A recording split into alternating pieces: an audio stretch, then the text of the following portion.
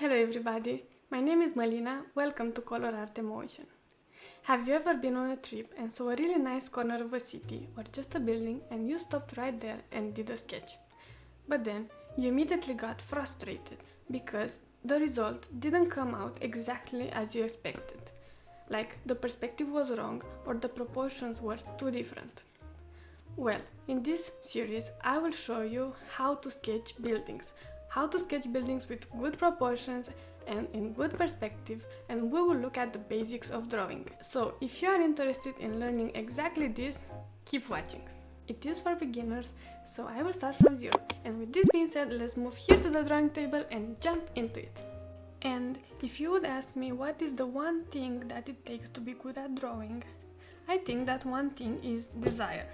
Desire to draw, desire to discover, and maybe even to make from sketching a lifestyle.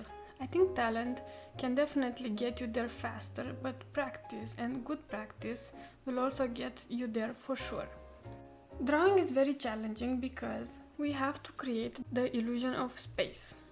And by that I mean that when we look at space, it has actually 3 dimensions. But when we draw on a piece of paper, it has actually only 2 dimensions. So that's the challenging part of drawing. And that is to convey the 3rd dimension. The most efficient technique for showing the depth in drawing is perspective. Perspective is key and it's fundamental to understand in order to create realistic sketches. And by realistic sketches, I mean how we are used to seeing things around us. Let's look at these cubes over here. We see that all of them, they have the same dimension. And that is because we see them from above. If we would move from here, if we would be a person watching this way, things will look differently. And I will show you.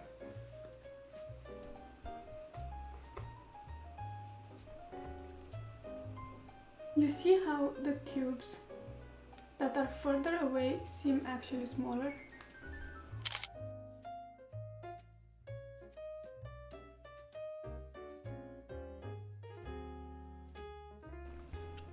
Now we saw that, depending on how we look at the scene, the information actually changes on the 2D projection plane. In reality, all these cubes have the same size, but when we look from here, like this one becomes a smaller shape on the projection surface.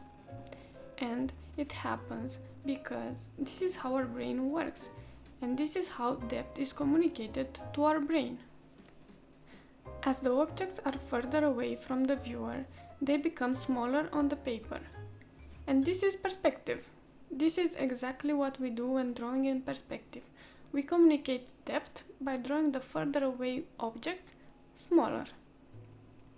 Depending on how the objects are arranged and where we are positioned when looking at them, will determine the type of perspective that we need to use in our drawing in order to better communicate depth.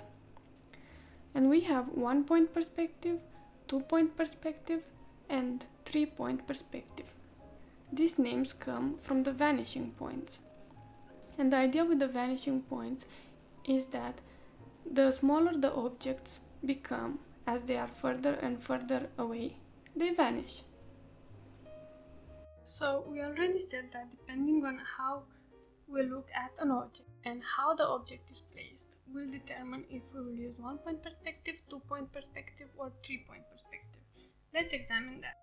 Let's take an object, put it like this, and this is us looking like this. So the image will always be projected on a perpendicular plane to our viewing direction. So if we, let's say, look like this, the image will be projected like this. If we look that way, the image will be projected perpendicular. If we look that way, the image will be projected perpendicular. So in this case, we look like this, the image will be projected perpendicular. And also what we can notice that the face is perpendicular to our viewing angle and it is parallel to our projection plane. And this is very important because this is one point perspective. How we will see this cube is like this. We have the face,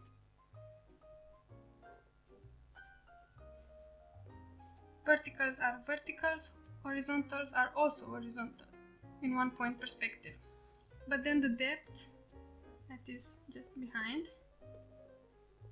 that face over here, because it is further away from us, from the viewing point, it will be smaller.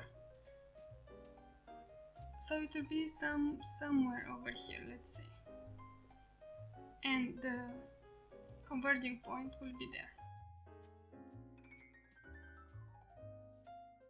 This is called the horizon line, and we will talk about this a bit later. But the image will look like this. In the second case, we will be also here watching this way, the same way. Our projection plane will also be perpendicular to our viewing angle, but the cube, the object, we will place it at an angle. We will not have a face that is parallel to the projection plane. And what this means is that this vertical line here actually is further away from the projection plane. It has this distance. This one here also, it is a bit further away from the projection plane. And we have this rule that we said a bit before. Objects that are further away from the viewer and from the projection plane, they appear smaller in perspective.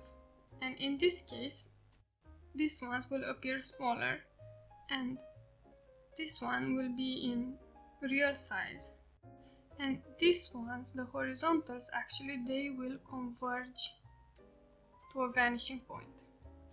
And these ones, because they have a different direction, they have a different orientation, they will converge to another vanishing point. This face and this face, they are parallel, so they will converge to the same vanishing point over there. This face and this face, they are parallel, so they will converge to the same vanishing point over there. The image will look kind of like this.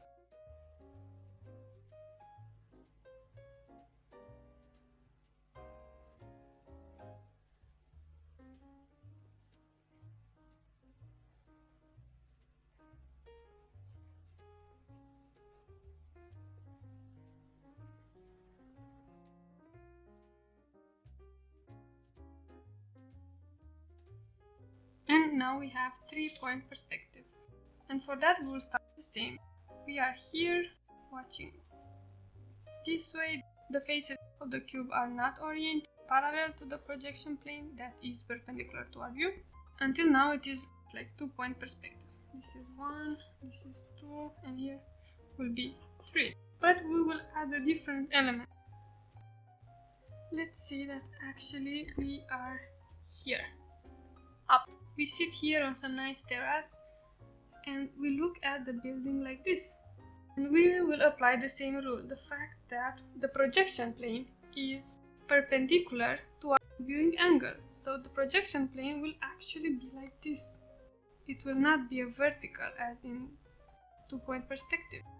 What this means is that on one direction we have a depth to the projection plane, but on another direction we actually have a different dimension from all the points of the building over here. They have a different distance to our projection plane. And in this case, the building will kind of look like this.